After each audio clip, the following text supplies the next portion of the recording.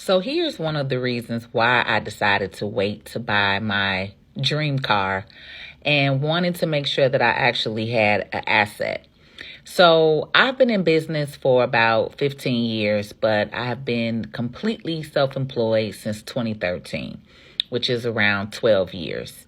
And so one of the things that I wanted to do before I started buying cars and houses and I don't buy bags, right? So I'm not as I like to call it, like a label whore, right?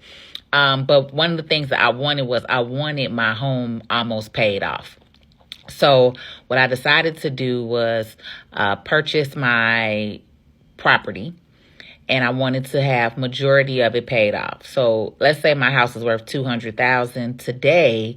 I only owe about $40,000 on that property. So that means if I wanted to sell my house today, I can sell it and get $200,000, and the balance that is due is $40,000. So I will walk away with $160,000.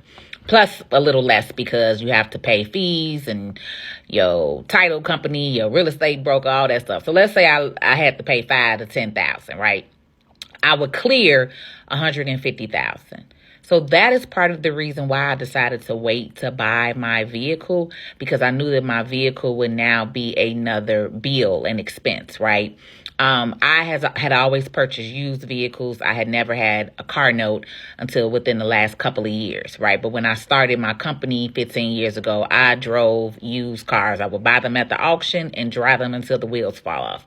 But one of the things I didn't want to do was have a car note and then also have my mortgage or also have my other bills or my office, because I actually have a real office space where clients come and meet me.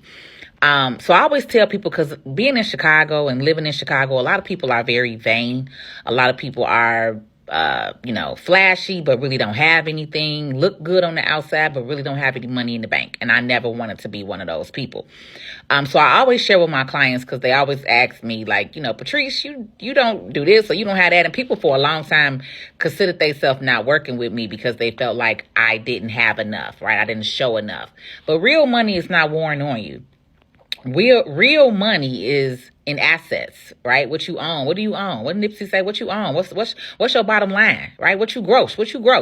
Because if you out here making money, but you don't have nothing to show for it, you don't have a house, you don't have property, you don't have land, right?